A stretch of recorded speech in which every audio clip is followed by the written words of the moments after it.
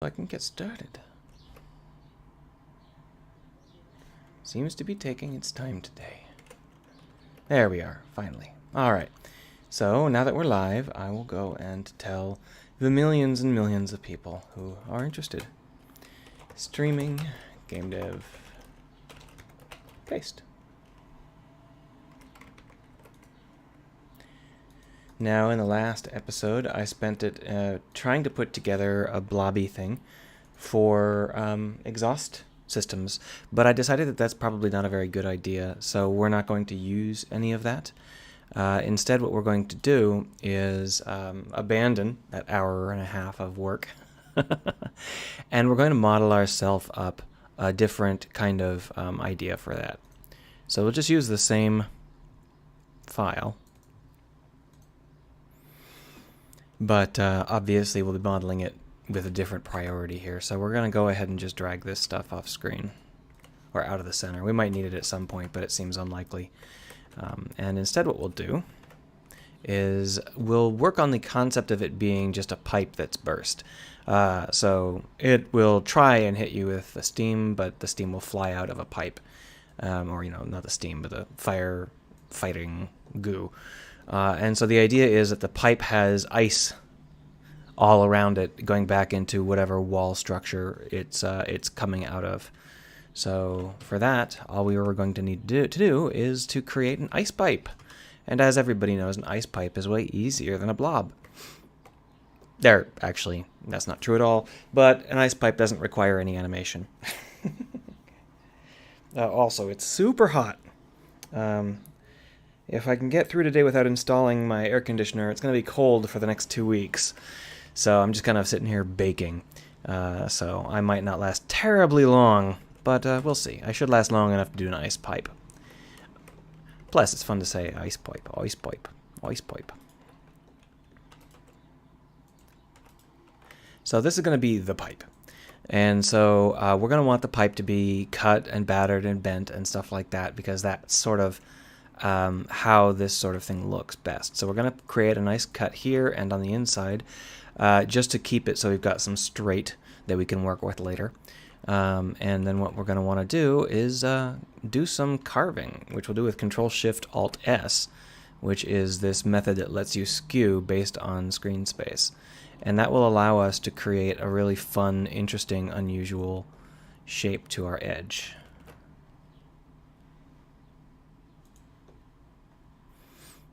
Yeah, like that. So you can see how that feels a little bit more organic. This one point needs to be adjusted though, so there we are. And now we're going to go ahead and build up the ice. So the way we're going to do the ice is I'm going to grab this straight part, duplicate it, and then punch it out. And then what we'll do is we will really add a bunch of cuts to that, and then we will, in here, create a subdivision surface. And that will create a kind of a circle, as you can see. And that will be great for us because we can just disturb that ring into ice-like shapes. And there's a couple of ways we can do that. One is we can try and add a modifier that will create that kind of noise. I can't remember if there's a noise. I don't really see a noise deform here. There's a surface deform and there's a warp. I don't really know whether or not there is a noise. I know that there is some way to create a chunky edge. And I was going to say we could do it that way, but let's not. But since I can't find that way to create that kind of damage, we're not going to waste any time because I wasn't going to do it that way anyway. So let's close this tab. I don't need this eating up all my RAM. Although it's become quite a bit better ever since OBS updated. So, and then we'll go over here so I can see the chat room, which is completely full of thousands of people. Alright, so what we're going to do is we're just going to select random sets of groups, and then we're going to extrude them out like this. But we need to make sure that we're doing it at the right scale, so we're going to bring this down to 1 and apply it. And that should allow us to have, you know, some diversity in our surfacing, and without it getting soft, you know. So we're just going to use the box select to arbitrarily select groups and then extrude them. And if we do this a couple of times, we can then tweak the ends in such a way that they look a little bit more crystally.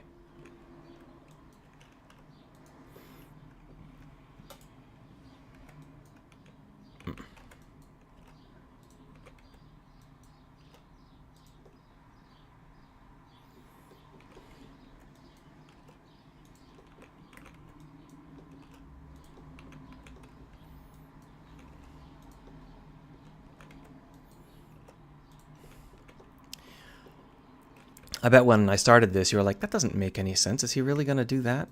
And now that you've seen how it sort of looks, hopefully you can see where I'm going with it. That one's not a very good set. It's a little bit too flat, so we'll just, there we are, that's better. And then we'll just do this, and this, and this. Now a lot of these are too big. They're much too large, but that's okay. We can always tweak things. That's kind of the point. Nope. Nope. Nope.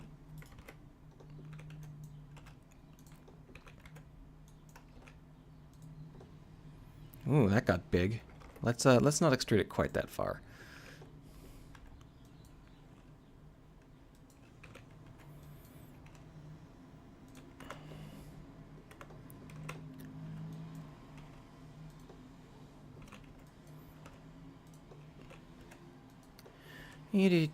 Just extruding. It's very monotonous work because Blender's select functions don't really have a select random or anything like that as far as I know. But, you know, this is the sort of thing where it's not difficult. It just takes some time. And having this kind of manual control over it, even though it's taking time, you get a real feel for how you want it to look and what you want it to be like. So you don't end up with something that you have to just, you know, hit retry 800 times. You can just give it a shot. And then, you know, each one should be relatively clear as to whether or not it's a good iteration or not.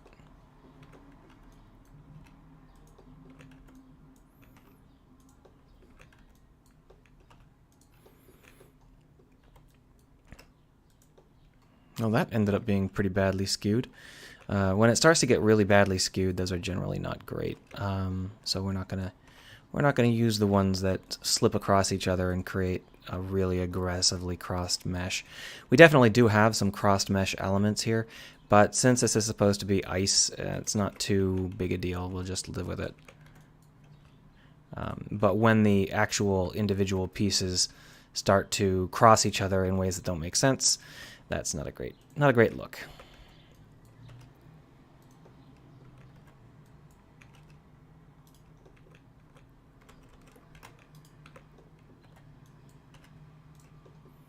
Ooh, that went big.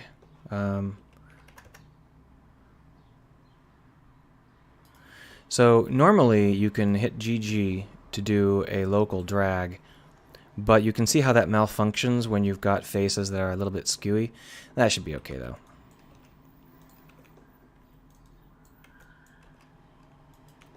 That was a weird direction for it to extrude. It looks like I'm extruding in screen space rather than in local space for most of these, which is kind of an unusual thing to have happen. Usually it's difficult to have that happen. There we go. So there we go. We've got our icy look. Now we're just going to tweak it so that the icy look doesn't look too shitty. Do-do-do.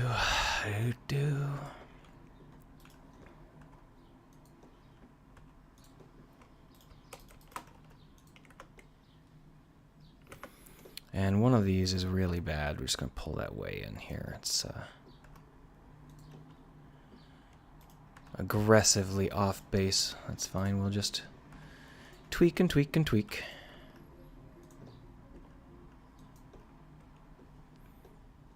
Here's a bad one. Let's see if we can get that to feel a little bit more natural.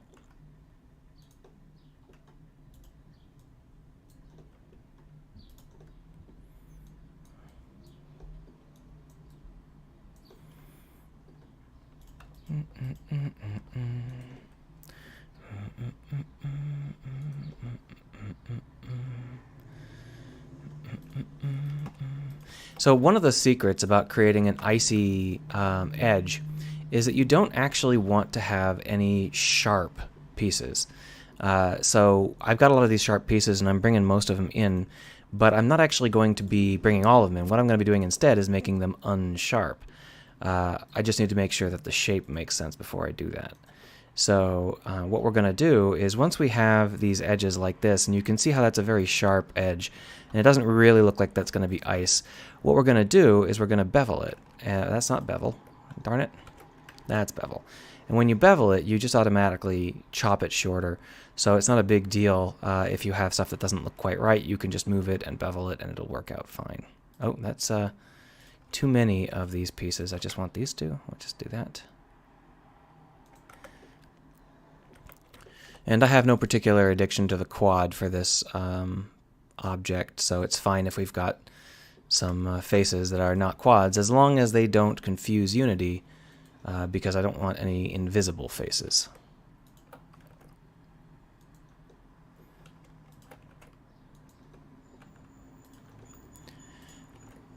Oh, it doesn't let me bevel just one vert. That's a shame.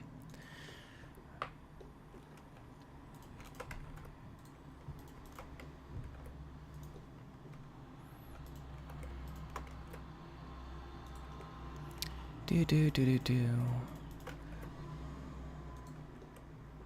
Do do do do do do do do do. I have no idea what's stuck in my head. I bet it's from an old Nintendo game. Alright, let's keep cutting these down to size here. Starting to look okay. I don't care too much about the stuff in the back, because that's usually going to be hidden behind a lot of other things, but I do want to have a little bit more mass in this direction. So we're going to grab a lot of these faces here and extrude them out so that we can get some sharpness over here, because right now we're a little short on sharpness in this area.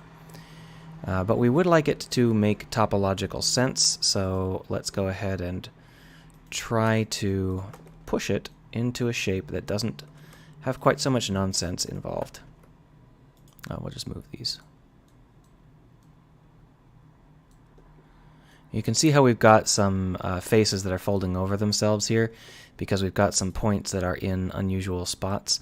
I think I'm going to go ahead and massage those into more reasonable spots just because otherwise we will have some trouble with the visuals because they will randomly turn into triangles, and you can end up with those looking like basically anything anywhere. It's not a controllable result. So now what I'm doing is I am making it so that we have a good visual for the front by just chopping up some of these front edges into topologically bent areas so that we can have a good sort of icy feel rather than a sort of cogwheel feel, if you can see what I mean.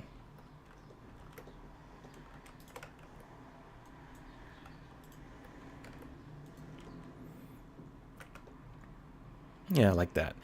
And then we'll just have to deal with some of these guys.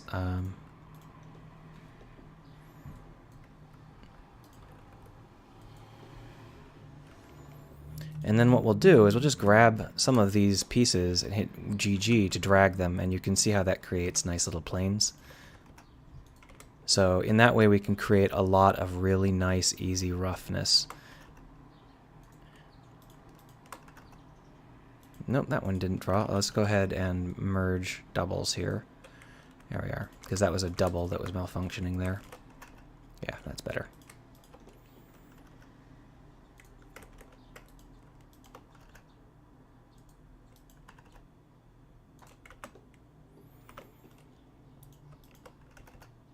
Ooh, wow, that was weird. One of those is responding way faster than the other. That's fine, though.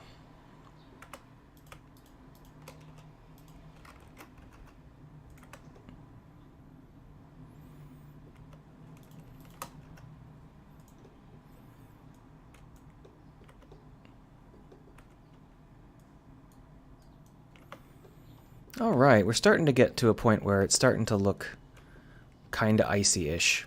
Just going to keep going for a little bit longer until it really starts to convince me. And then we will call it done. You can let me know what you think, of course. I know that people have a lot of different opinions on how things should look, and ice is one of the more complicated things to try and make feel realistic. Because it's a lot of it is the shader that you use, and you know, we're not really using a shader right now. We're just kind of randomly grabbing stuff and moving it around. But what we're going to want to do is just create this dense front face. Zargi says, "What the fuck is this thing?" Welcome, Zargi. This is just a ring of ice, an ice rime around a pipe, a burst pipe. So basically this is just supposed to look like ice crystals, or hopefully it will once I put the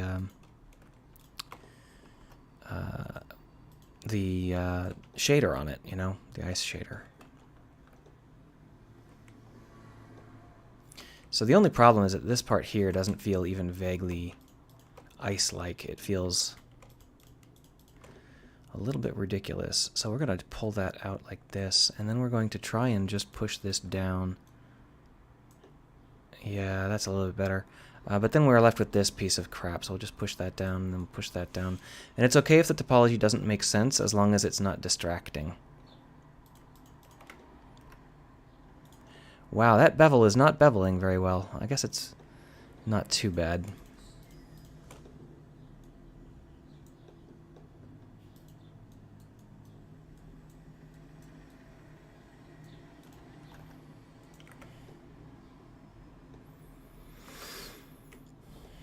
This whole set seems to be offset in a weird direction that I didn't expect.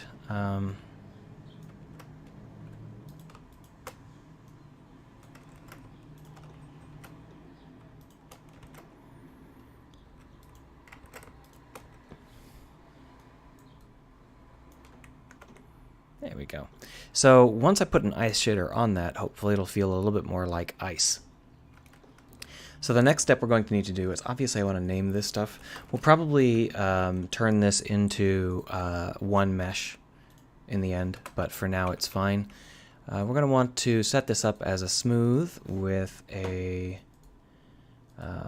auto smooth. And the reason I'm not going to put them as one mesh right now is simply because that way this smooth with auto smooth situation isn't going to extend to the ice, which I don't want it to. The ice would look bad in that way. Somehow this particular, oh, it's because this came over too far, I guess. That's better. All right, so the other thing we need to do is create just kind of an ice rime around the edge here, but I think that we'll use particles for that. So we're just going to go ahead and do an unwrap and quickly take a look at how it looks in Unity. So let's name it. So that's our ice, and this is our pipe. It is not, in fact, circle. So we're going to drop in a broken piece of ship so that we can put it in and see that it works. So just grab our prefabs. There they are. Here they are. We'll take this L cut, drop it in, go over to it. There you are. And we're just going to drop in our ice rime. Now keep in mind this doesn't have any of the particle effects applied to it yet, so it looks pretty empty, but it's not going to look empty once we hit play. Still, I guess I should probably move it so that we can see it when we hit play, because it's kind of off in the middle of nowhere right now. There we are. So now let's put in our ice rime, and that's going to mean dropping in blobs. Boom. And we've got a lot of extra stuff here. We're going to just drop the ice into the pipe. Yes, and then pull the pipe out of the blobs and then delete the blob. We don't need that stuff. We just need the pipe and the ice. And it's kind of in the middle of nowhere, so let's pull it into a position where we can see it. There we go. Let's set the materials up, because that's obviously not the materials we would like it to have. So we'll go down to materials. I don't believe we have a proper ice material yet, but I'm sure we have a proper pipe material. Come on, pipe. I'm not sure.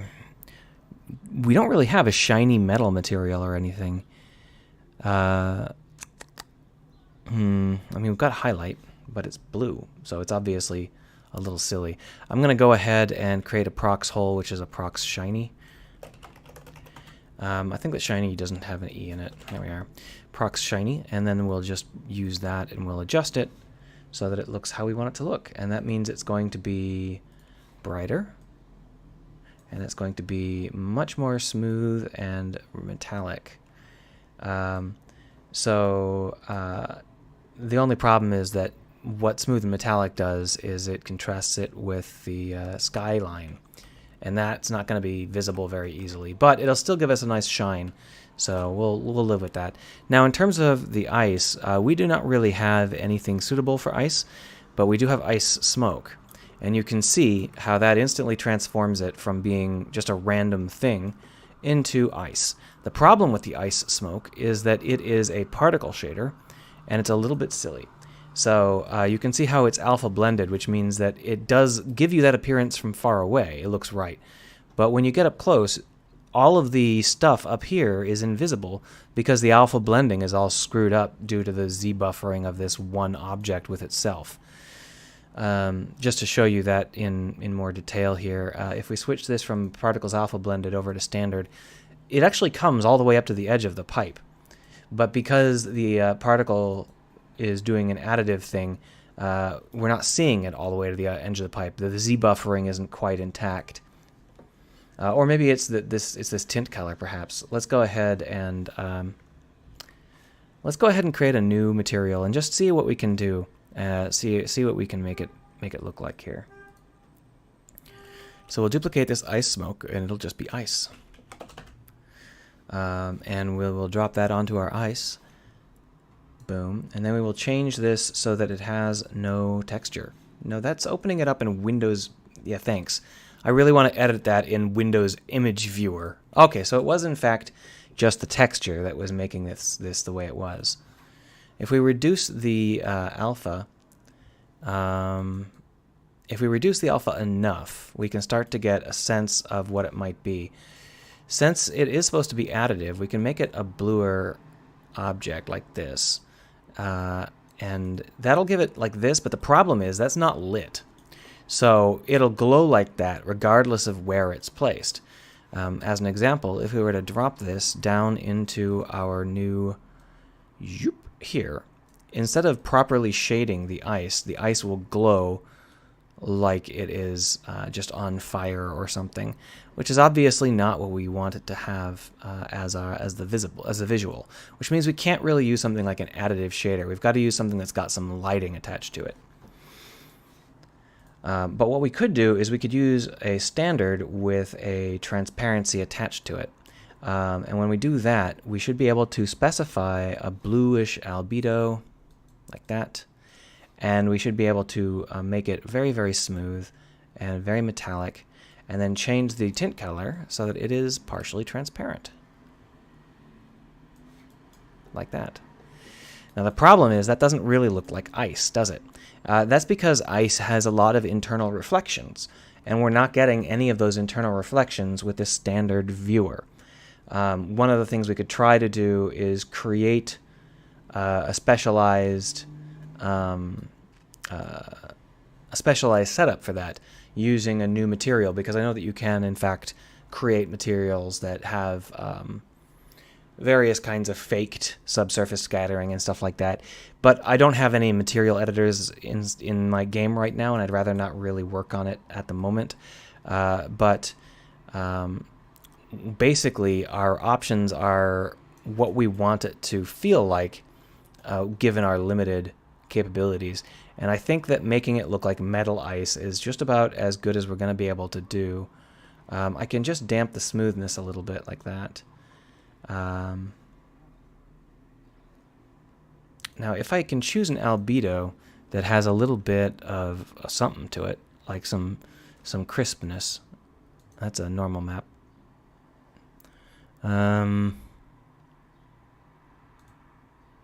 I can't choose something with transparency because that'll screw up the transparency. No, it looks like none is best, at least out of the ones I've got. So now, when we push this into our ship, it's still very, very bright, but that's because the ship is basically a black material, and that's basically a white material.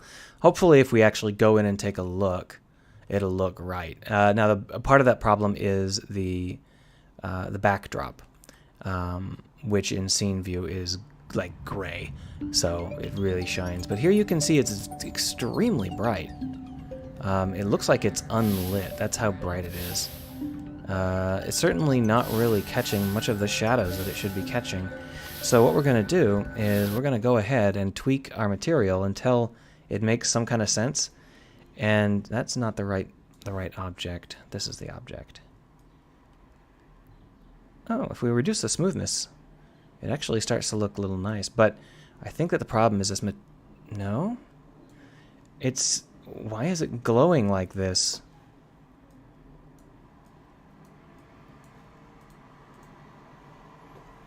There shouldn't be anything here that's making it... Oh, wait, I have the ship's lights on it. Let me just... There we are. So the problem is that I can't tell why this is so bright, but it's really bright, even in... Oh, it's because it's frigging completely white. Oh, of course. Everything in this game is very dark. I forgot about that, because I use post-processing to make it work, so that it feels a little bit more space-like. And I forgot that that meant that making the ice white would end up making it, like, really, really white. So I'll make it this dark blue. And we'll go up to the pipe, and we'll change the pipe to be a similar, less white color. Like that. Now, when I do this, I should be able to see that it's not glowing quite so obviously, but it should still be quite visible, especially when my my lamp hits it. Yeah. So you can see that that's pretty obviously something. Now let's go ahead and create a particle effect for the tip of the pipe where the ice will jet out of when you get caught, right? And to do that, we will want to create a new particle system. And we're going to want to emit, I think from a sphere would be the best shape. No, that's me misclicking. There we are. And we're going to want a speed of 0. And we're going to want to emit from the radius of the sphere.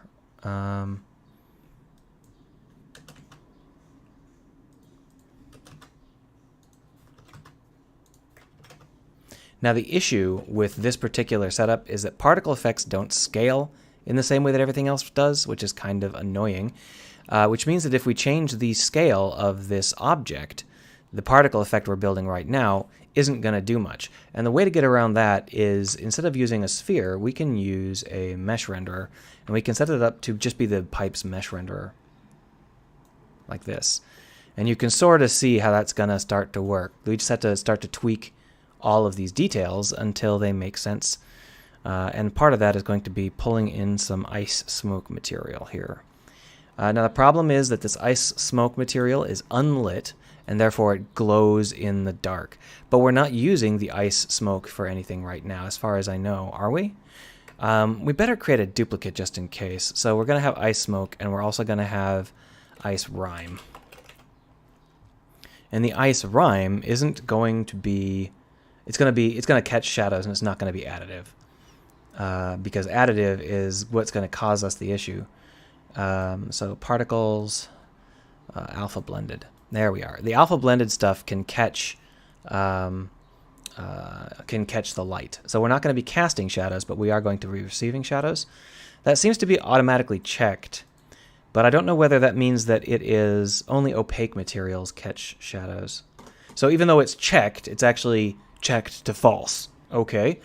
So if we decide that we want to do lit particles, then we're going to need to make sure that it doesn't have any sort of transparency to it. So this doesn't have any transparency, but it's still...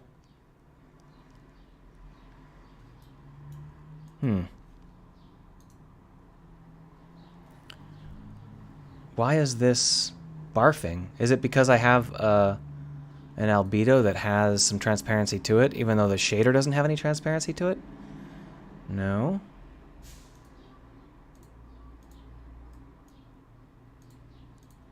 This is weird. Why can't I get it to catch shadows?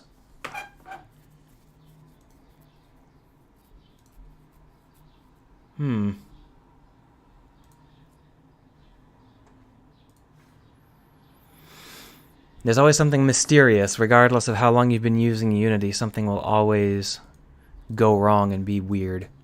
It's just the way it is. Anyway, we're going to go ahead and try and make this feel a little bit better. And one of the ways we're going to do that is we're going to make it blend in and out of existence.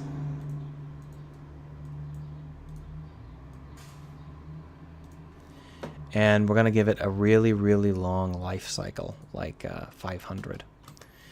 And we'll just keep adjusting this until it feels like it is a rime of ice. And that's already really pretty good. Maybe 0.3. Oh, that's a little bit too small. And we're going to go ahead and have a random rotation here, so that it doesn't feel too samey. But you can see how this is not perfect. The ice behind it cuts through it in a way that doesn't really feel very realistic. Now the reason for that is pretty simple. Both of these are transparent shaders, and two transparent shaders on top of each other is something Unity doesn't much like. So that's why I really want this to be opaque. Maybe I can make it a mesh. If I make it into a mesh, and then I were to change the material to be completely opaque, like that, and then I can change it so that it's not,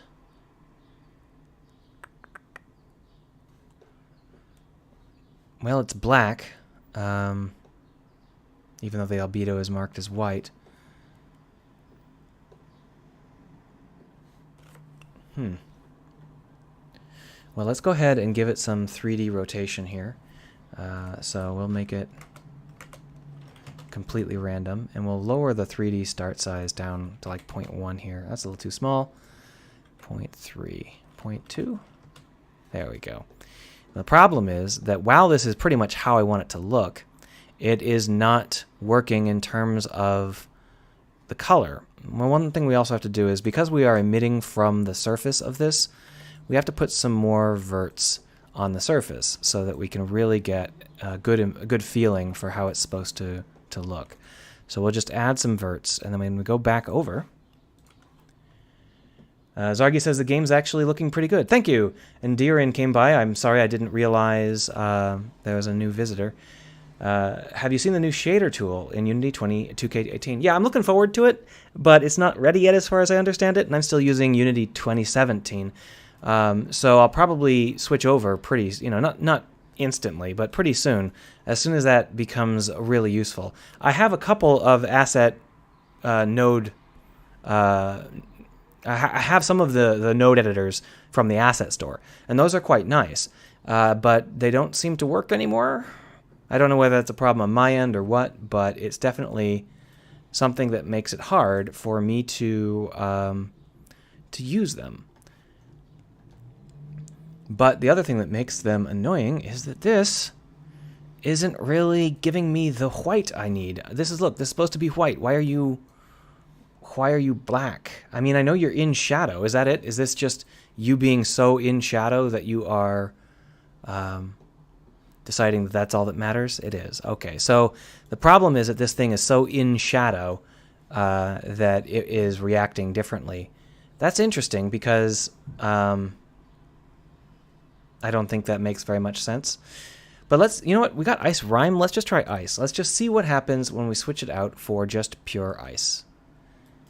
And you can see how that has a little bit of flicker to it. I think I can probably work with that.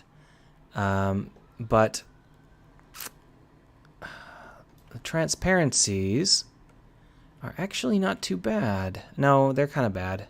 Yeah, okay. The Z ordering on these is just terrible. Can I change the Z ordering to actually work? Sort mode by distance. Oh, that doesn't work.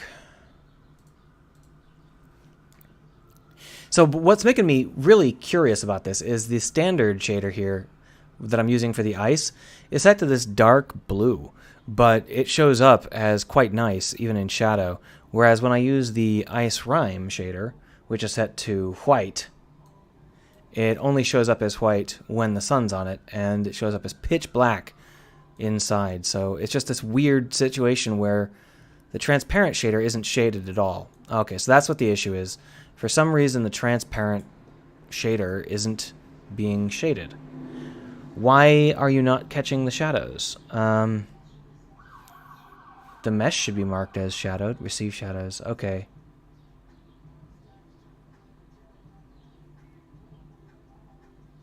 In deferred shading, all objects receive shadows and get per pixel reflection probes. Clearly that's not true, because this is not receiving shadows, and it's not receiving shadows in the game either. Well, let me go ahead and hit play and see what it looks like in the game environment.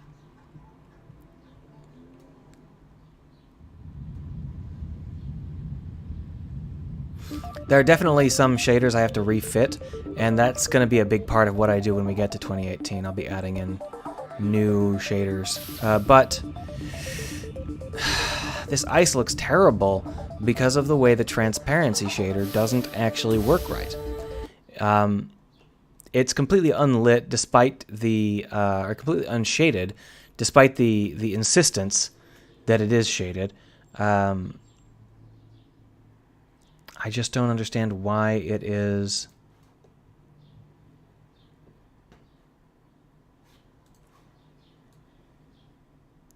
Okay, so look, this is it with it half in shadow and half in the light. And you can see the difference here.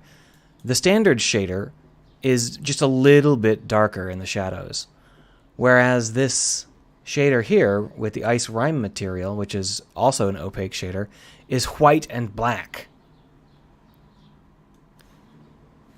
If we switch this over to have the same exact shader, I guess that'll work. I guess if they have the same shader and it's opaque, it'll work. But the problem is that, well, I guess what I'll do is I'll just have them the size change instead of the color change. So, yeah, because the color change won't do anything. It's set to opaque.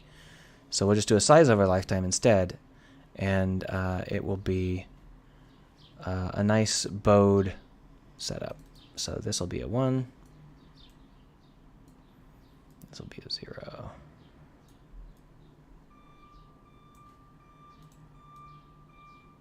There we are.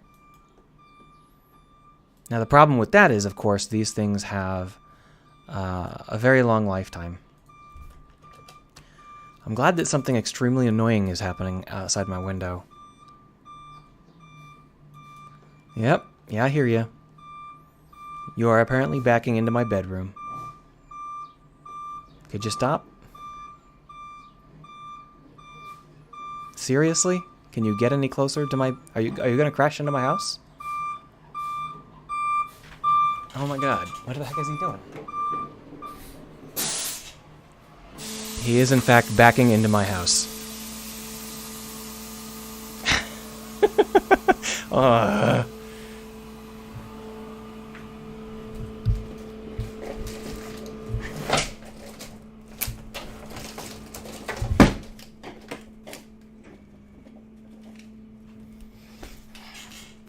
Apparently, a car in my driveway is getting towed. So he's parked literally 3 feet from me. Alright, so the problem we've got here is that our emission isn't really scaling properly to make this work right. So we're just going to go ahead and have it be much sharper. And that should be fine. Because basically we want it to be at full size for almost the entire duration of its lifetime. We're also going to increase the size by a slight amount. There we go. And that's just going to have to do, because I can't do any better with the current setup I've got for materials. Still, It should at least be passable.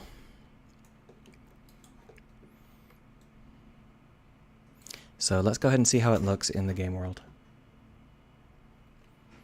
Oh my gosh, it's already gone up 3 degrees in here. It is like 93 in this room now.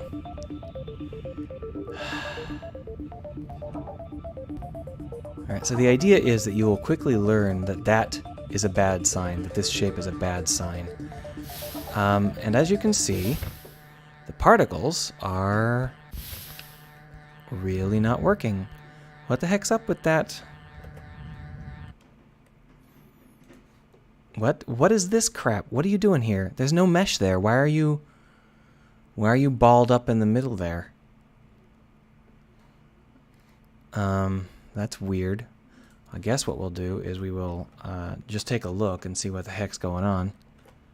So it looks like because I told it to pre-warm, it pre-warmed before the mesh had decided where it was, before the mesh renderer had decided where it was, and therefore pre-warmed with all of that crap right in the 000 coordinate.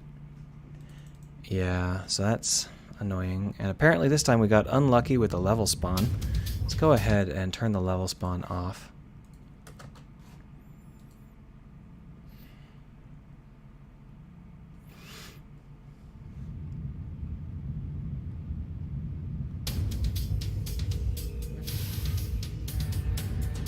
That's definitely better, but it takes so long for it to spawn because the spawn rate is so low.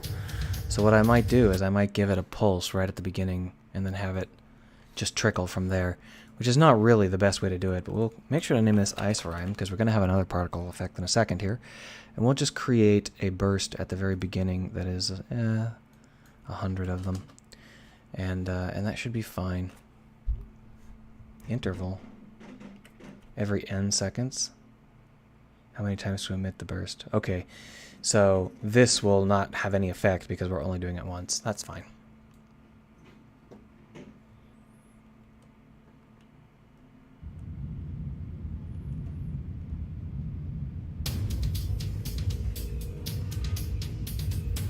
Alright, so let's take a look. It's hidden behind debris, which is kind of the point. Yeah, that looks good.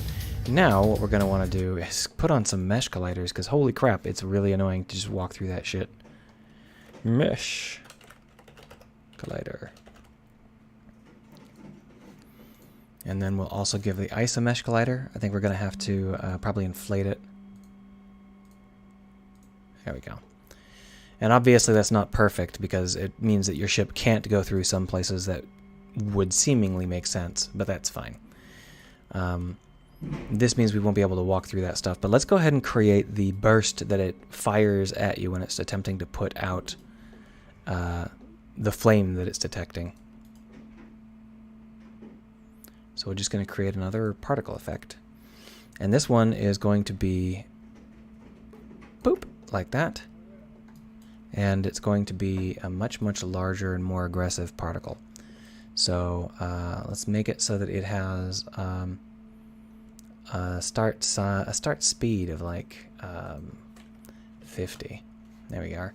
Let's turn on trails, and then here in renderer we're going to turn off the default, and then for the trail material we'll go ahead and try Ice Rime and see how that looks. But I think Ice Rime is actually opaque, so we're going to want to try Ice Smoke maybe. That's a little bit better. It's very, very bright. So maybe, hold on, I think that the Ice Rime is using ice now instead of Ice Rime. So we're going to take this Ice Rime and we're going to go ahead and name this Ice Spit.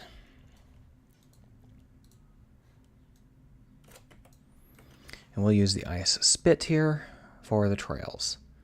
And then we'll adapt it until it is the material we want it to be, which is largely going to be a alpha blended, I think. And you can see that this alpha blended is not shaded. So it's going to be an unshaded sort of particle effect, but that's fine because it's supposed to be moving fast and hitting hard. Okay, they've gone. That was fast.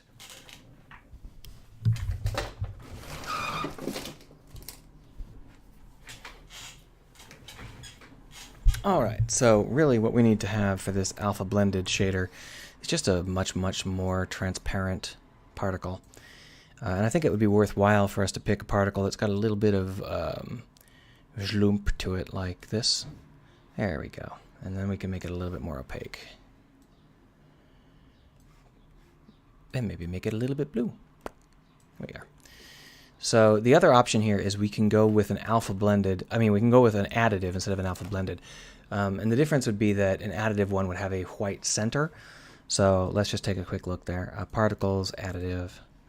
We're not firing enough of these to really make any sense, but if we were to up the size to like 5, there we are.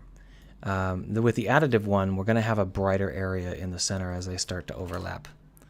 It's not really very noticeable, though, is it? Is it because it's additive soft? Would it be better if it was additive hard? That's a little bit better. Or it's a little bit brighter, but it's actually not any better.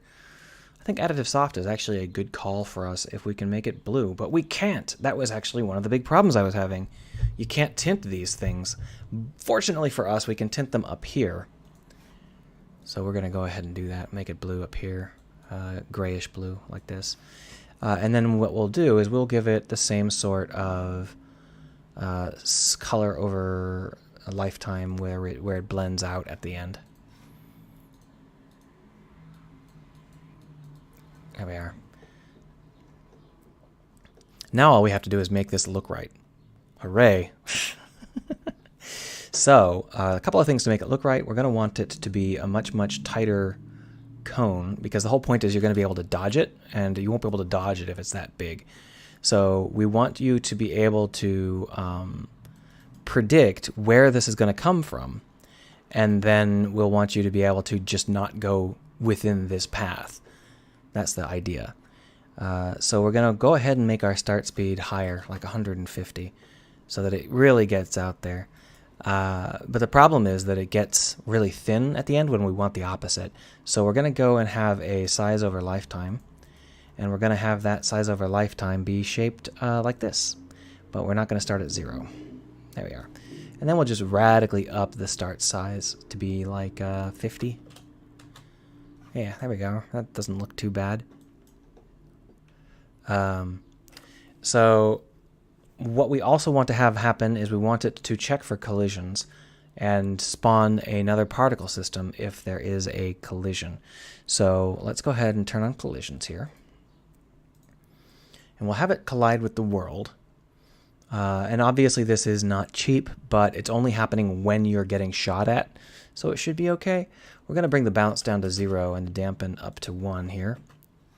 And that will mean that when it collides with something, it should just stop. Now the problem is it's colliding with the actual pipe here. So if we pull it forward a little bit, the collision should stop, but they're not stopping. Oh, there they are. Obviously, this feels a little bit wonky because it's not in the pipe, but you have to remember there's going to be this crusty ice rime around the pipe, so it should be okay. It should look okay. Also, I think that this is a bad emission rate. Let's bounce this up to 50. There we go.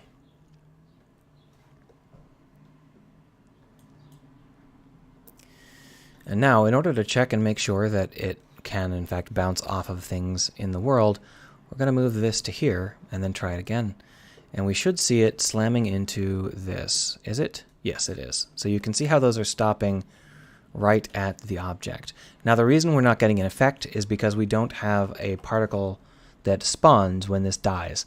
So in order to do that, we're going to want to, first off, we're going to reduce the radius scale down to 0, or very, very low. There we are. And then we're going to want to add in our sub-emitters, which I can't remember. I think it creates one, so we don't have to actually create one ourselves. Or I guess we should, shouldn't we? Let's, death, collision, there we are. And there's no particle system for this yet, so we'll just create one. 3D object, nope, effects, particle system. We'll go ahead and make it a shape, which is just a sphere of size 0 or whatever. It should emit from wherever it is, so it's not a big deal.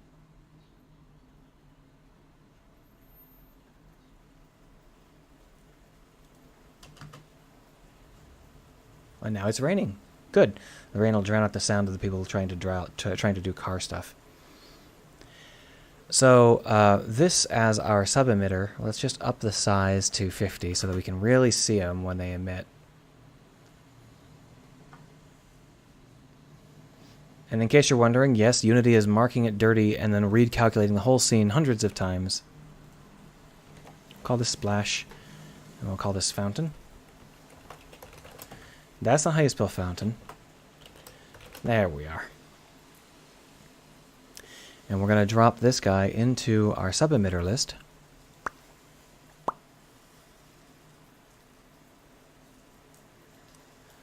And now, when we hit the wall, there should be a splash.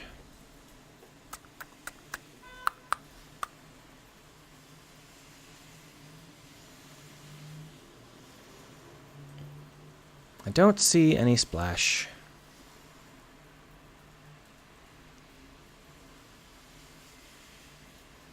What did I just turn on? Oh, there we are.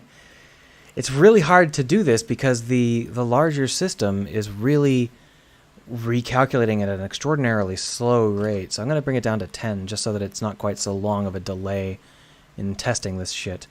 So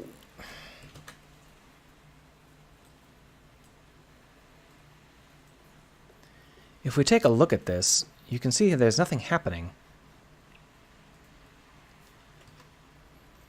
I don't see any particle system here in the slightest, which is kind of strange. I know it's a sub-emitter, but why can't I see it at all? Is it because it's marked as a sub-emitter? Is that something where the sub-emitter has a special quality? There we go. Okay, so it must just be the sub-emitter has a special quality to it where it gets disabled, which is fine.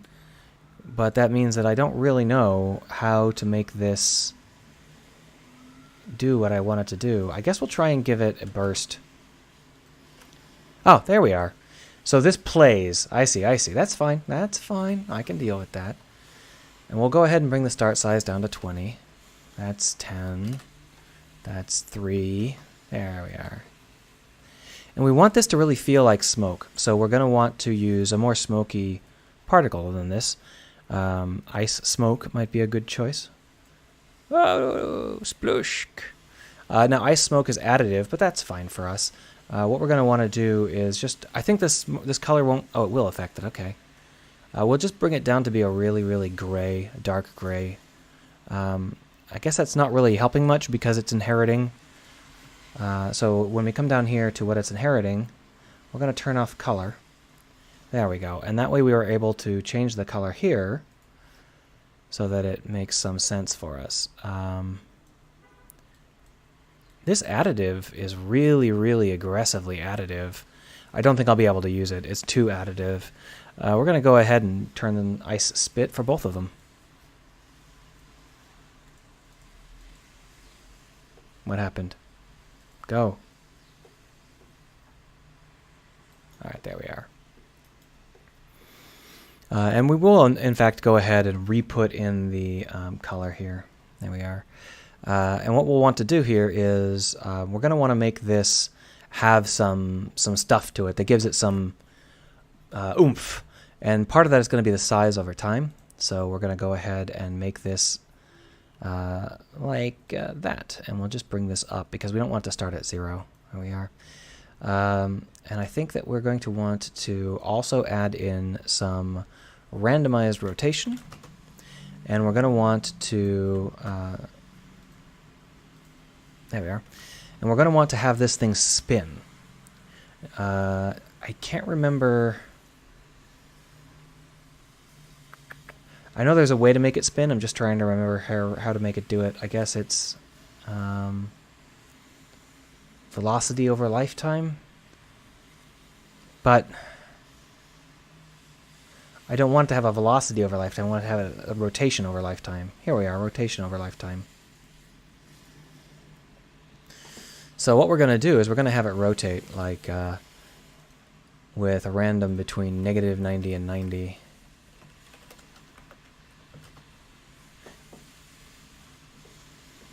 But that's really not oomphy enough for me, so let's go ahead and see what happens if I add some more particles to the mix. Boom. So one of the issues we've got is that the trail for the other particle doesn't actually go all the way to the center of the new particle, which means that the new particle ends up just spawning out of nowhere, and there's this gap. You see that? And that's just dumb looking. Let's see if we can get that to work. So we're going to try to make that work a little bit better by taking a look here.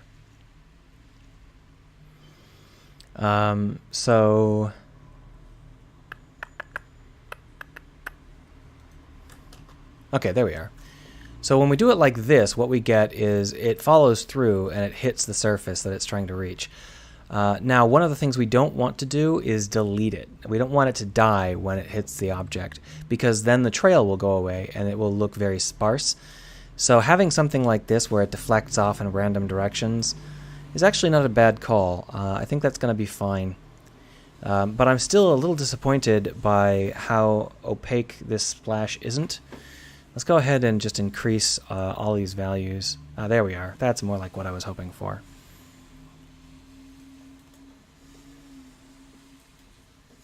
All right, so that should be relatively decent. Let's go ahead and drive over there with our ship.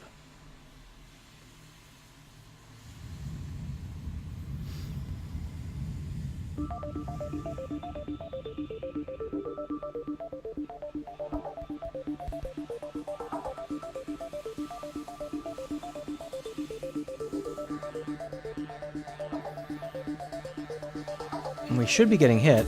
We are we? I don't think we are. The problem is that their collision radius is actually very low. I changed it. Let's go ahead and bring their collision radius back up.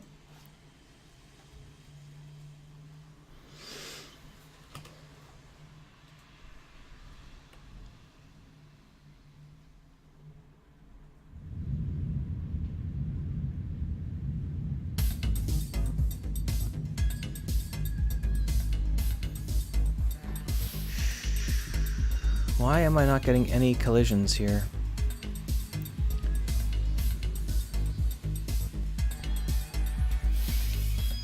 There, we're getting like a little teeny bit here and there. Maybe it's simply because the particles are much fewer than they should be, because I reduced them. Let's go ahead and bump the particle emission rate up to 30 and see whether or not we get a good sort of feel for that.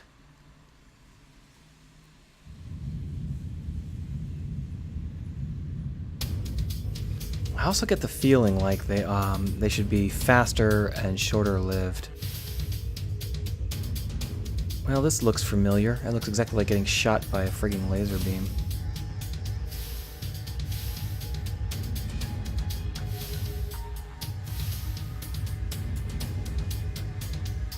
Yeah, that's fine. Good enough. So we're going to go ahead and bump up the speed and bring down the lifetime. And I'm going to go and see whether or not I can get the collision to be... Oh, I guess it's already set up pretty well. Now, we have a couple of choices for how we want to register this hit on the player's ship. One option is that we can use the send collision messages option, but I want the player to get hit if he's in the correct area, even if the physics system doesn't actually register a collision. So what we're going to do is, if you're in the area, I'm going to run a special script that gets you properly... well, maybe I don't have to, because this is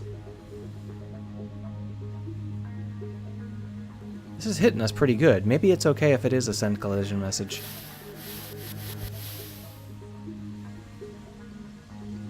Yeah, so we can use the send collision message approach. So the only problem with the send collision message is I'm not sure who's going to get it. Let's go ahead and find out. If we go here into the player's ship, we're going to need a new script for this. We have a couple of options. We can put it on the emitter here, or we can put it on the player's ship. If we put it on the emitter, I guess we'll give it a shot. We'll see. It should be fine either way, but we'll put it on the emitter for first here. Particles knock back. So if we put the particles knockback onto the fountain, and open it up. And then we just do a quick little Google, Unity on particles collide. Because I can't remember what the actual function name is.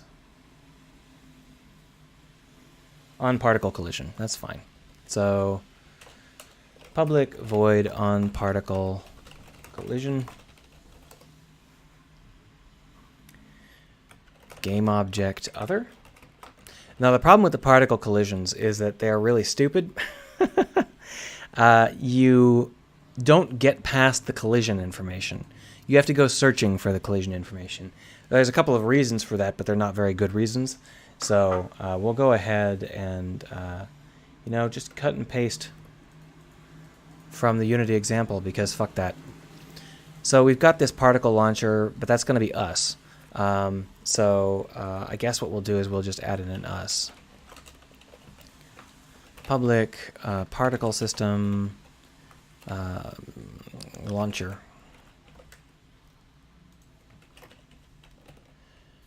And we're going to want to have a collision events value, which is just a list. So public, not even public, just a list collision event.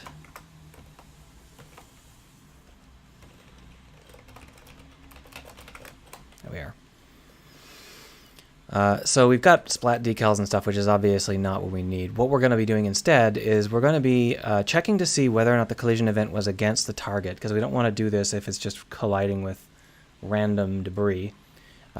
So if collision events I dot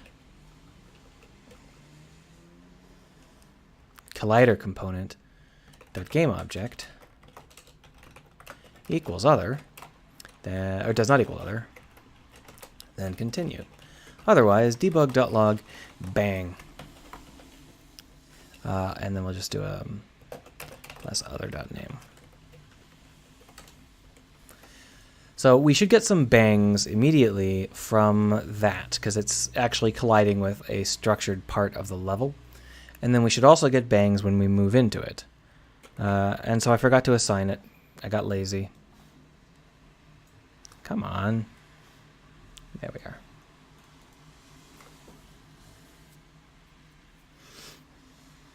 And we can't see it happening, but I can tell it's happening. Here it is. Bang. Module lcut. And when we drive in there, we should start to get some that are for us instead.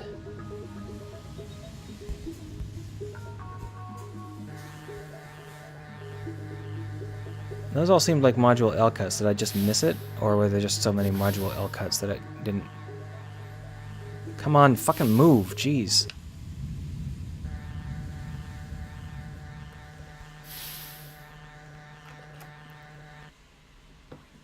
Those seemed like they are all module lcuts. And we bounced off of something that I couldn't see. Now normally this would only happen, it would be like just a split second, so I'm testing something that normally you're not going to see. Move into the light. You are supposed to die, just frig. I seem to be stuck ever deeper inside of this fucking level. There we are. Now just...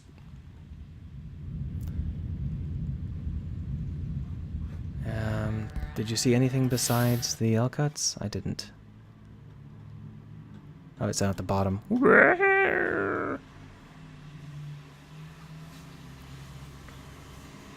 Now these are all debris grid.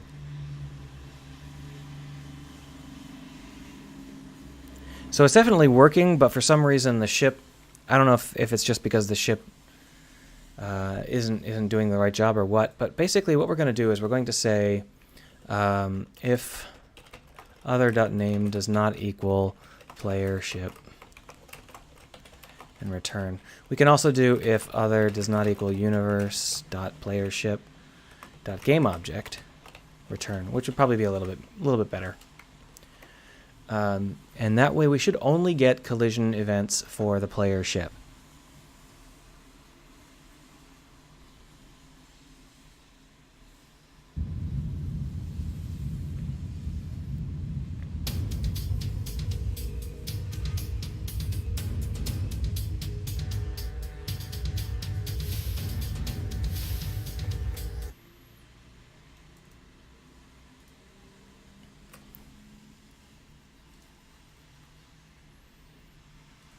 if collision events I.collider component.gameObject does not equal other, this is giving us an error? So is it giving us an error because there's no collider component, or is it giving us an error because there's no game object? Well, either way, that is not something we need. So let's go ahead and just debug.log, and then we'll go and put in collision events I.collider component.name. And we'll see whether or not that barfs. Also, we're going to go ahead and turn off our music debug tool. We'll probably go back to the music and tweak it a little bit more some other day, but for now it's fine as is.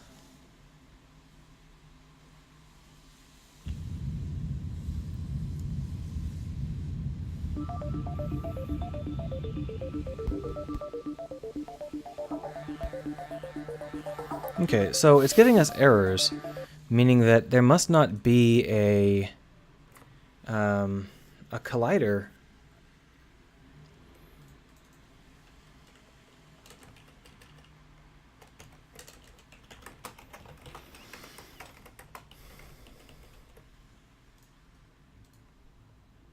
I don't know why. I should just move the pipe so it's pointed straight at my starting position.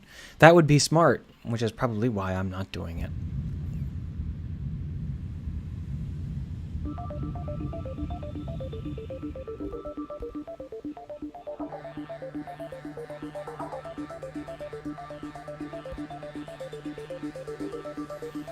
Okay, so it is in fact coming out with things like Greebold maneuvering clusters and stuff.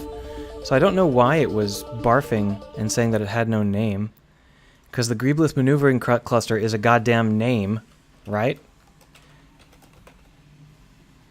Are any of these ever null? Okay, so there's some that are null. That's what's going on here. So if it's a null collider, I don't know how that's possible, but we'll go ahead and put in that collision events I.collider component equals null, and continue. So what might be happening here is we may be facing ever larger number of events. So let's go ahead and just check that. Debug.log events collision events dot length account.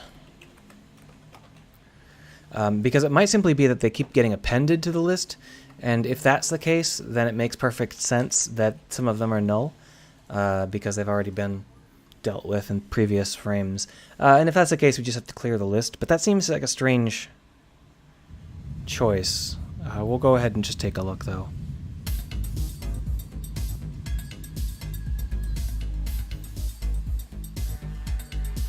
No, so that's fine.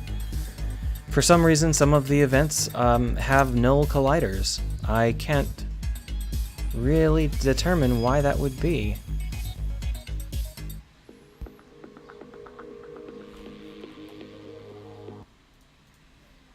Oh, they may be for another object, for starters. So I do have to have the object thing. So if collision events dot collision events I dot collider component dot is child of, or transform dot is child of, and then we'll just do universe dot player ship dot transform. So that'll be a not equals. So if not, then continue. Or if the collider component is null. So either one of those is a sign that it's not the collision we're looking for. So boom. And that way we should have it just making sure that it's inside the player ship, or that it has a collider and the collider is inside the player ship. Yes, thank you. Blah blah blah blah blah blah blah blah.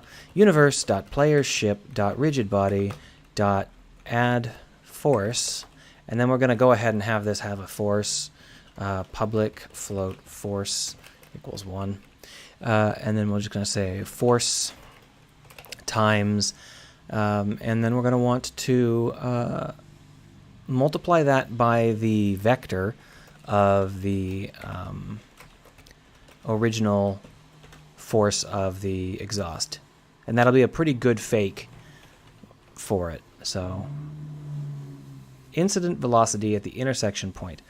I don't really want the incident velocity. I really would like the actual particle collider. Seems strange that I can't get that. The actual particle velocity. Seems strange that I can't get that, but maybe this will be good enough.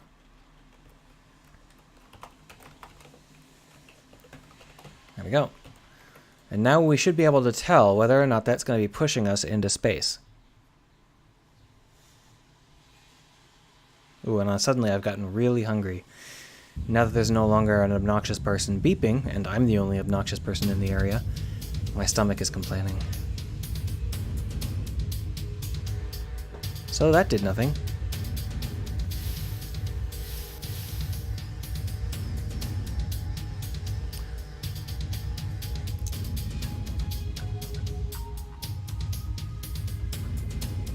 Why don't I just strafe? God damn it, I'm just an idiot. There we are. So you can see that it is in fact moving us steadily away.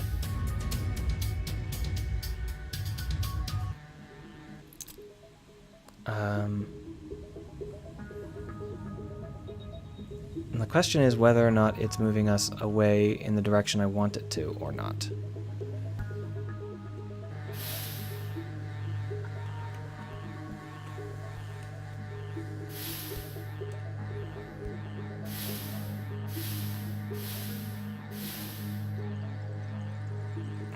I can't tell. Let's go ahead and just add in a debug.log force, and then add in collision events I.velocity, just so that we can see whether or not that velocity is correct.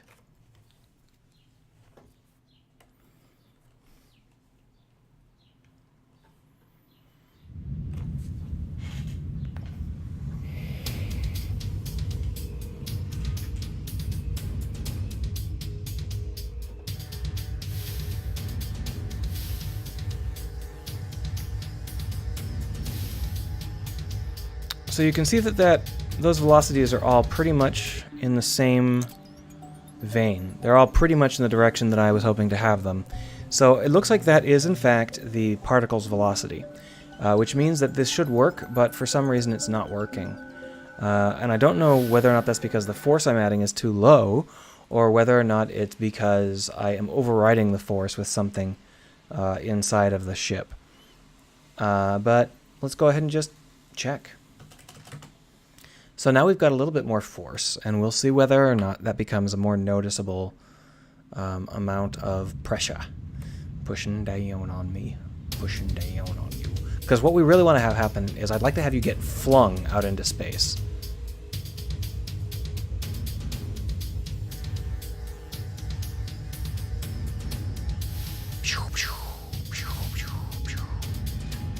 Yeah, so it was just that our force was pretty low. Yeah, good. So I think that what we're really going to want to have happen here is we're going to want to make that like 5,000, and we're going to want to go in here, and is there a better force mode for this? No,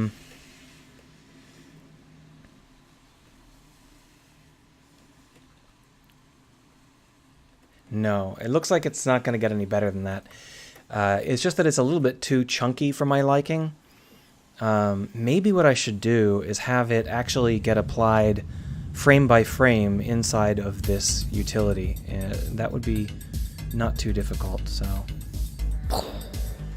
yeah, that's what I'm going to have to do, because that's too basic. So we're going to go ahead and put in a public vector3 existing thrust, existing smoothed acceleration equals vector3.0, and then here we're going to have a public void on update. If existing smooth acceleration magnitude is equal to 0, then return. Otherwise, we're going to want to apply it to the ship. So there it is. Just grab that and apply it.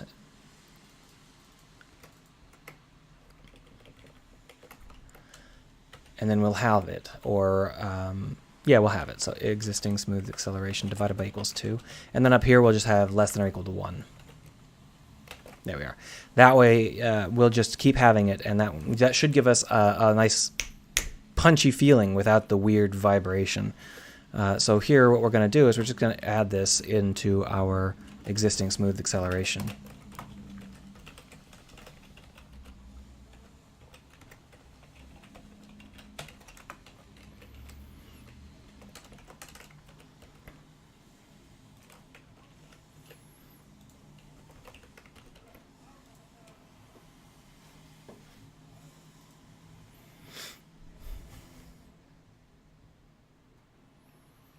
Now let's see if we can get our ass kicked.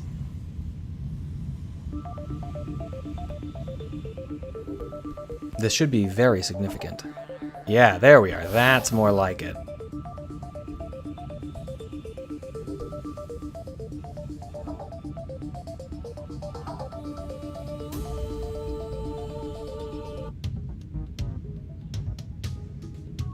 So you can see that the acceleration of the ship ended up being pretty substantial. We ended up getting accelerated way to a very, very high maximum velocity. And that doesn't actually make much sense because the stream from the pipe is going to be going a specific speed. So what we're going to want to do is we're not going to want to allow it to break a certain specific maximum speed.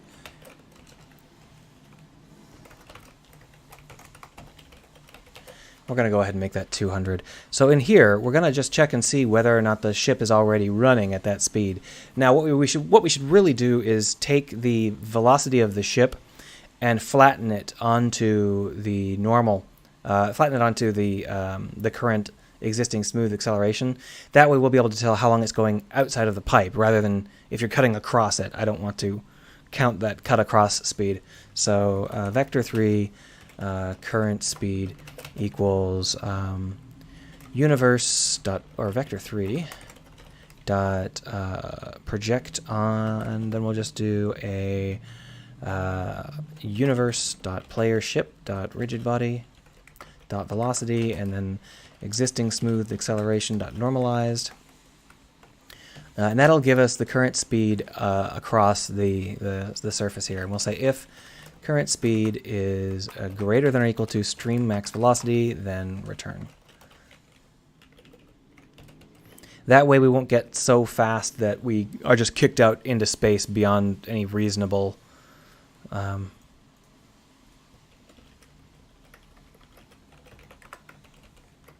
You know, I probably could just use a dot product for this now that I'm thinking about it. Yeah, I could. Let's go ahead and just use a dot product.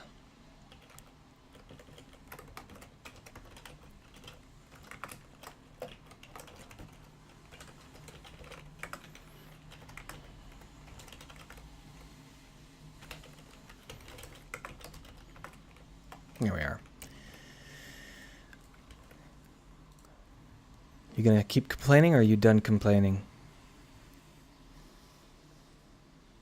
Okay, good.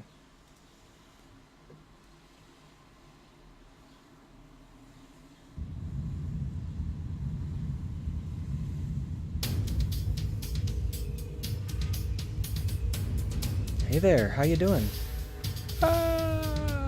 Good, that's much more controlled. We're still going pretty fast though, but I can lower it from 200 and have it go at the speed that I think makes sense. How about 100? So one of the issues is that we may end up, I'm not actually capping the speed at that. I'm just saying that if we've gone over that, stop applying it. And it may be that we're, we get to 99 and then the next one takes us to 150 or something. But we'll go ahead and just live with it. Getting slammed by smoke is not a exact science. Whoa!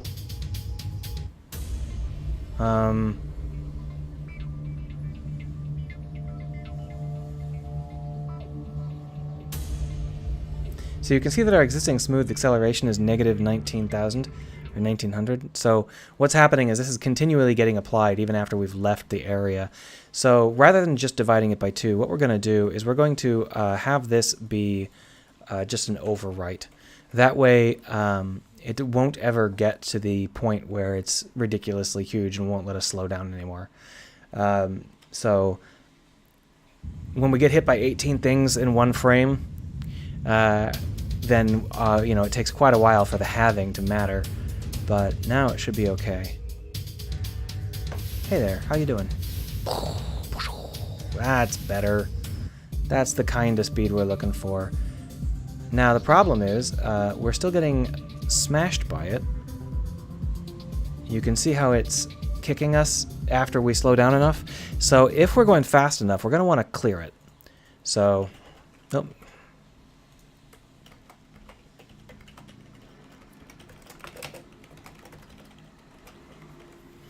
That way it will stop once we're going fast enough, rather than continue to push us into space whenever we slow down.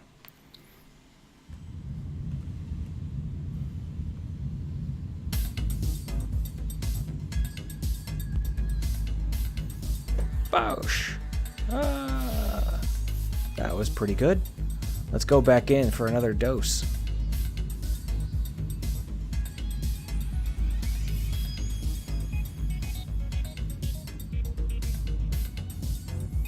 Boosh. Yeah, that's what I like.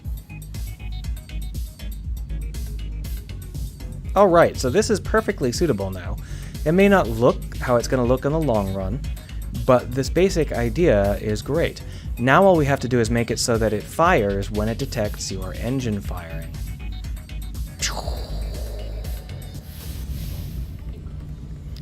So we're going to go ahead and turn off the fountain. And what we'll do, I guess what we'll do is we'll, instead of turning it off, we'll just say that it doesn't play on... first off, we're going to have it so it doesn't loop. And we're also going to have it so that it doesn't play on start. There it is. So we'll just play it when it detects that you are in range. So the issue here is that we're going to want to detect that the player is firing flame nearby. And, well, we have knowledge of what the player ship is and where it is. That's fairly straightforward. But having knowledge of whether or not the player ship is accelerating, you know, firing off the main engines, is another question. I don't believe that we currently have a setup where the engines actually talk about... So here's the thruster script. And there are specific objects here for the throttle changing and that sort of stuff. But what we're not seeing is a global event for thrusters firing. There are two options. One is we could try and attach it to the thruster class. The other is we could attach it to the ship, which makes a little bit more sense. However, there is another problem that's complicated here, because maneuvering thrusters should be fine. It's only the actual rocket thrusters that we want to have cause difficulty. And there's not really a distinction between those. This has this heat level, though. And if we take a look into the maneuvering thrusters, they don't. So what we're going to do is we're going to look for the highest heat rating on any of the ship objects, and then the ship will fire off an event if those heat ratings are above 0. So we'll just go ahead and into the ship, and we'll create a new float event, public static float event on heat equals new float event. And here in update, we'll just look through all of our engines. So as you can see, there don't appear to be any engines, so we're going to go ahead and make some. We're just going to list them all. So public thrusters, public thruster, thrusters, get if thrusters.length equals 0, then thrusters equals get components in children, thrusters, true? I guess we want false for that. And why is that red? Return thrusters. Why is this red?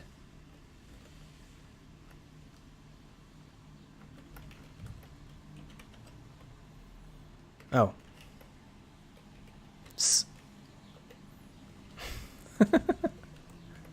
Why is it still red? That's fine.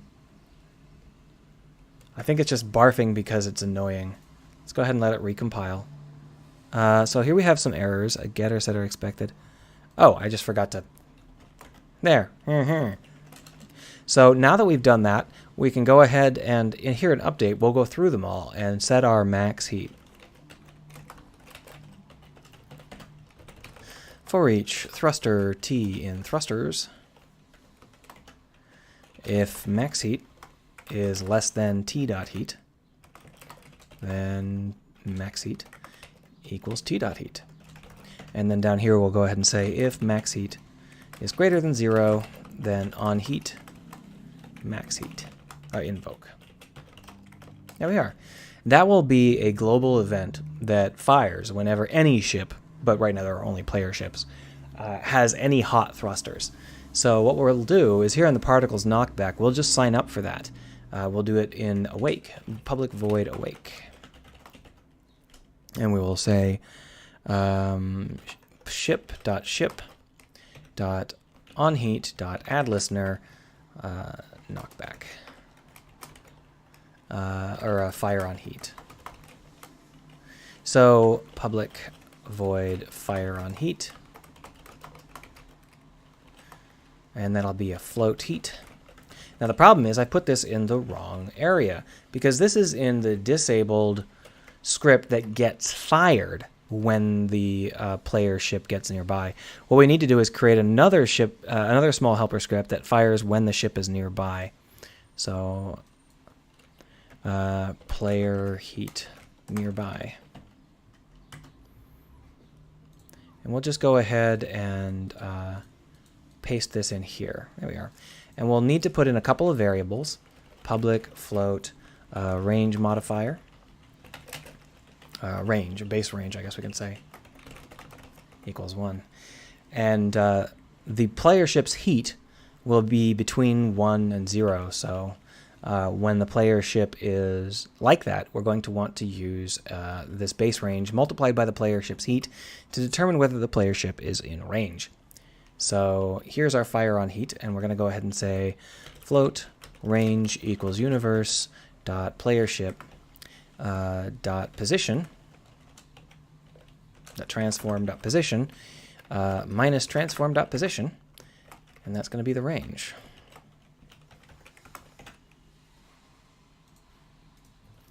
If base range times heat is less than range, then return not close enough. Now I got it at 100, but it actually needs to be more like 1,000. So if we are close enough, we'll just fire off a Unity event.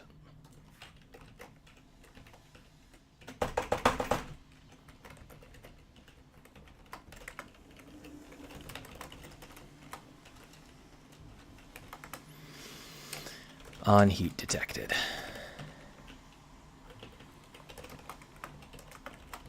There we go. And that's a really simple script that will just fire off a Unity event whenever the player makes noise nearby. And that's plenty good. I mean, heat nearby. And that's plenty good. So now we've got vibration, we got heat. We're adding in all of the things that the player is going to have to watch and make sure that they don't, you know, end up screwing up on. So let's put it in. It's going to be on player heat nearby. Boom. And we'll add in this, and what we'll do is we'll just play the fountain. Boom. And that should work. Now the only problem with that is that we have a... Oh, we don't. Okay, cool. Never mind. That should work great. So another option is we could have put that on the fountain, because the fountain is not a disabled game object. It is just a disabled particle system. The particle system isn't playing by default. But it's fine like this. It makes it easy for me to actually edit it since it's on the base object. Let's go ahead and give it a shot.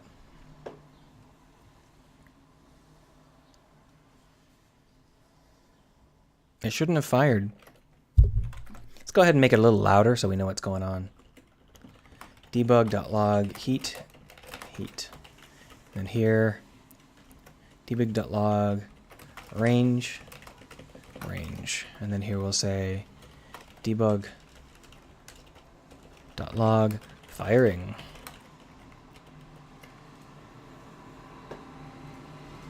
Just to double check, this is set to not play on awake, so I don't know why it's playing on awake. Okay, so that fired up right away. And we take a look here. It says heat 0.9. You know what? The engines start hot. I forgot that. It's just a leftover piece of crap from long ago. All of the engines default to a heat of 0.95. See? And it's just something that I left in place because it was just...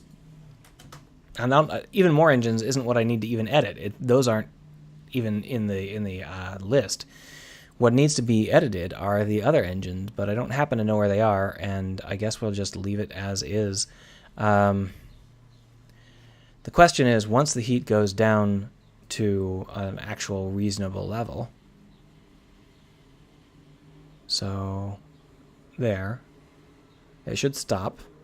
Okay, and now when we accelerate, it should turn back on once the heat rises enough.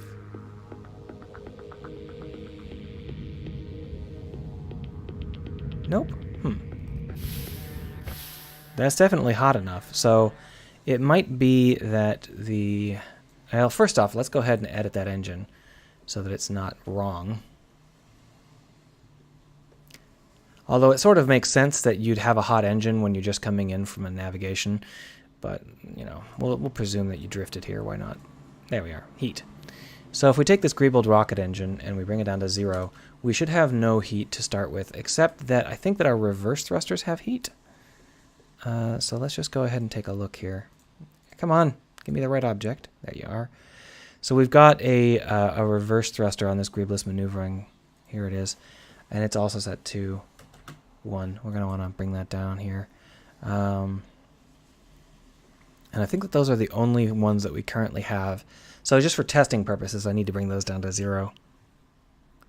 Right, so now if I accelerate, you can see how it says firing, but it's not firing. It's not doing anything. I think what might be happening is it's triggering over and over, and therefore it's never actually getting to run. Yeah, so what's happening is what it's doing is it's playing and it's starting over. So what I really need to do is have that be something where it has the ability to only play if it's not already playing, or to reset the timer rather than hit play. It's kind of annoying, but let's see whether there's an option there. Particle system.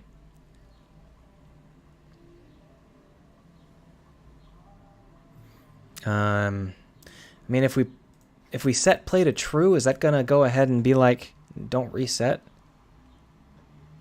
No. Okay. So it's clear that this event, while it would be nice, isn't going to end up being what we would like to have happen.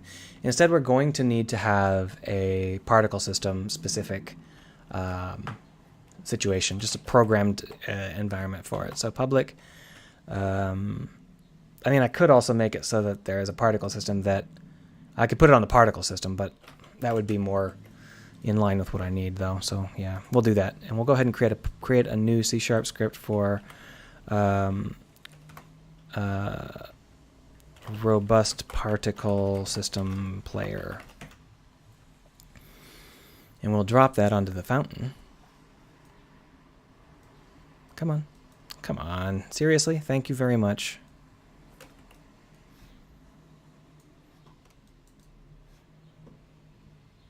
And we'll have to have a particle system here, public particle system, target. And what we're going to have is public void play. And we'll say if target.playing, target.playing. So really what we want to have happen is if it's not playing, then we want to play. Otherwise, we want to reset the time.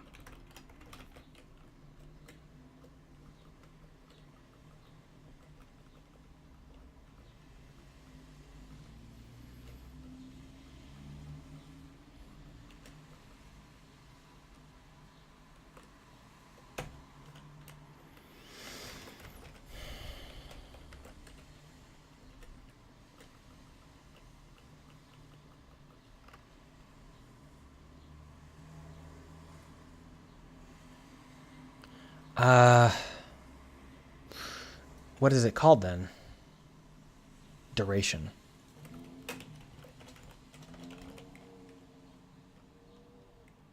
Use main.duration. Oh, is this one of those things where we've got to do... Oh, God, I hate that. They changed the particle system around to be bizarre. But that's fine. Except that this is the time elapsed, isn't it? Just set it to 0. All right. So with that in mind, we should be able to set this particle system in here. And then we can tell the pipe to play the robust particle system instead. And let's see if that happens, if that helps. Fire! Ah! Seems to be working great. Yeah, that works perfectly. I'm gonna get you. Ah! And then if I just let it cool off, it should fade away and stop firing.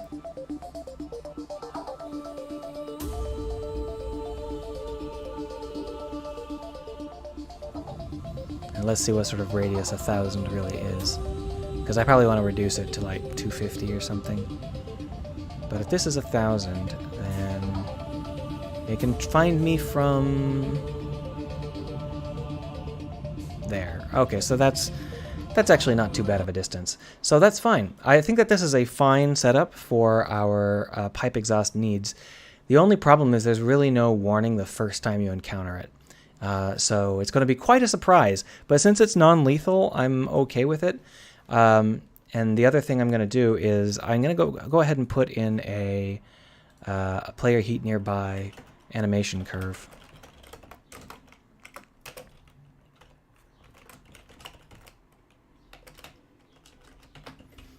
Oh, thank you. My fingers have stopped working, so it's time to stop. Tooltip. Player heat is between 0 and 1. Here is the distance modifier. That way, instead of being linear, I can be a little bit more creative and be a little bit less aggressive about it. So if we do it like this, we're going to go ahead and undo these. Don't need them. But we do need to make it so that range is actually going to be based on the heat curve dot evaluate heat. There we are. Easy enough. And then so when we have that, it should pop up right here. And we're going to give it a nice slopey slope. Doop. Even more severe than that, thank you. There we go. And that should be fine. It should make it so that we can get pretty close as long as we're not really firing our engines aggressively.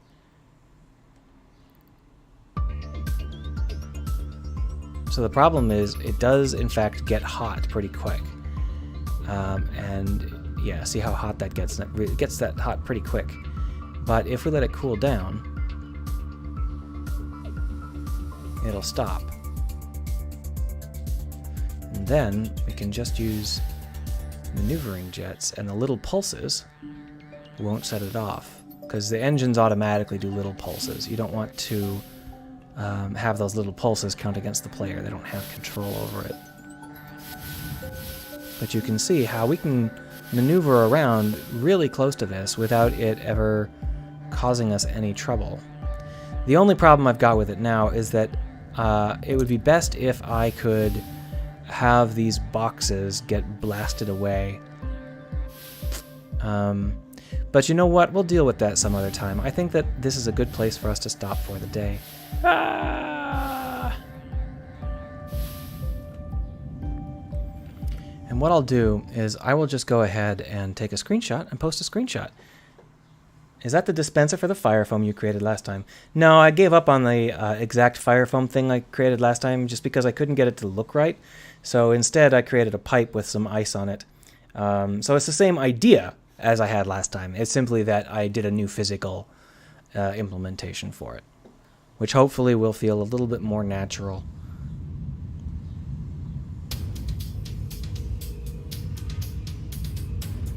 But there are still some things I'm going to want to do. That particle system, I need another particle system. Let me go ahead and do that real quick before I forget. So this fountain here, it has this robust particle player. We're going to go ahead and make that robust particle player take an array instead of one. And then we'll just go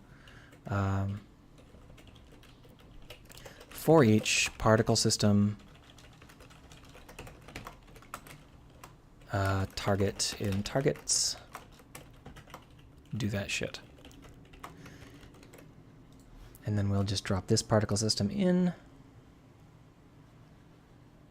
Hello. Boom. And we're going to create a new particle system inside that is just the, well, we already got one. We'll just modify this one. So 0, 0, 0. Basically, we want to hide the exact edge of the pipe because the edge of the pipe is really blatantly obvious and it looks really bad. The big blob looked kind of strange when it got to... Well, the big blob is just not going to happen. I'm not doing that at all because I agree. It looks kind of dumb. So we're not going to do it. Oh, it's disabled. There we go. Turn it on. So what we're going to do here is we're not going to want to have trails. Oh, we're not having trails. Good. But what we're going to do is we're going to want to fire it. No looping. And we're going to want to just go... So like start lifetime of 1 and start speed of 30. Okay, it's spherical, so that's the problem. We don't want it as a sphere. We would like it as a cone. That's a little bit better.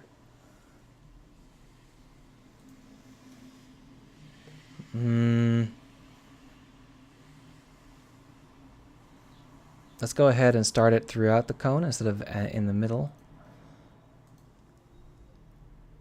And let's go ahead and adjust the cone here.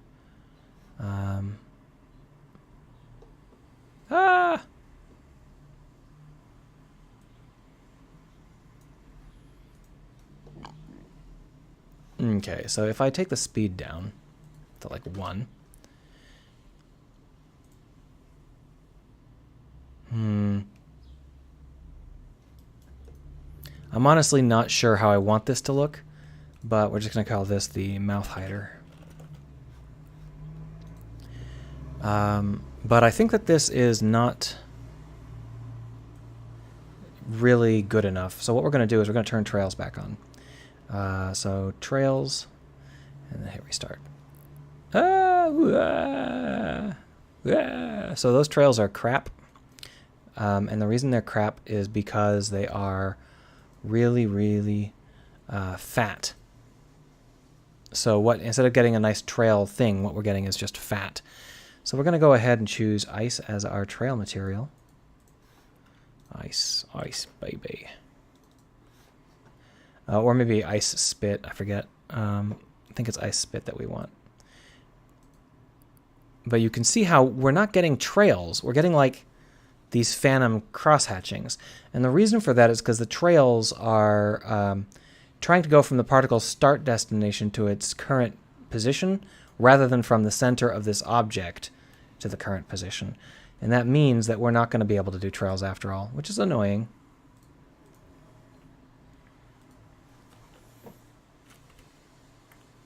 We'll just use particles for now.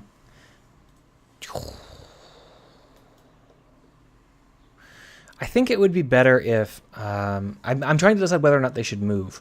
Whether it's better if they move or not, but we're going to definitely want to have a color over lifetime limitation because they're really aggressive right now.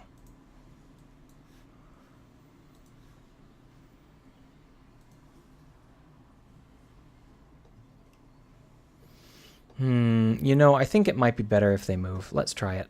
And we'll just take the start speed back up to, say, 500. And we will turn on the volume to base. And we will hit play. Okay, so what we're going to want to do is bring the speed down from that. That's a little bit aggressive. Yeah,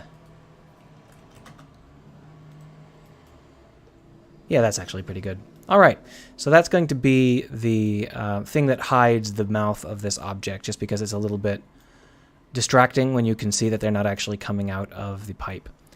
And we may fix that up later. It's a little bit aggressive right now. We're going to call this the ice pipe. And we will put it into our prefabs as is. We don't have any hazards directory for our prefabs yet. I think it's probably a good idea for us to create one. Hazards. There, ice pipe. Boom. And that means that we can put the ice pipe wherever we want, and it will automatically work. There are definitely going to be issues if we ever try and scale it. We'll have to keep that in mind. But I think that works. Aeon Prime misses the fire foam. Yeah, well, I like the idea of fire foam, but I can't figure out how to make it work in a way that looks good and also plays well. Whereas if it's something like just, you know, random gas being blasted at you, it'll just knock you around, and that's fun, and it can push you out into the sunlight. So I think that this is a better option, but I can always change it. So I can have it be later on. I can just change out the particle system so that instead of pushing you, they blow you up or something. But you know, this is easy enough. The only question is whether or not I'd like to try and explain it, where I can be like fire detected. And if I'm going to do that, I'll have universe.say be the thing that it does. So maybe I will do that. So with ice pipe here, this is the player heat nearby.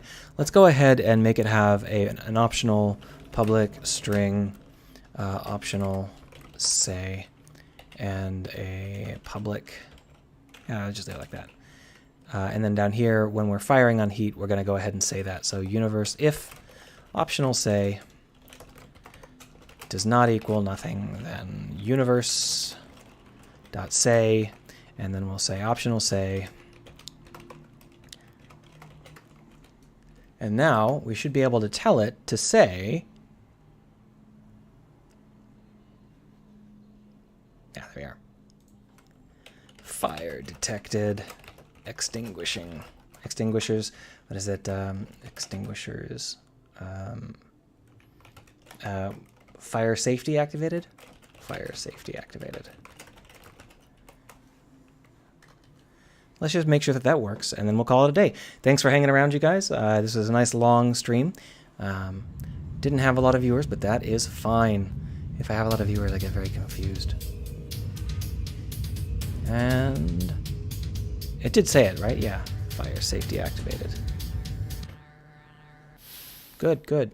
Wah!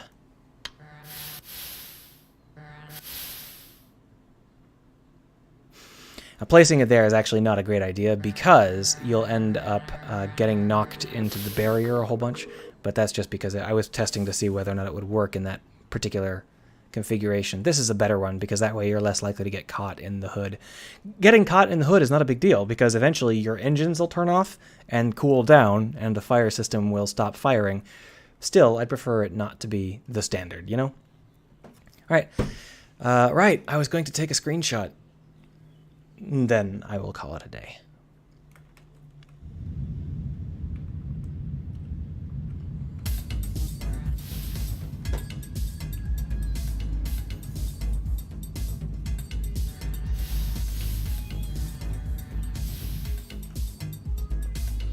Okay, good enough. All right, everybody, I will see you around. Have a great one.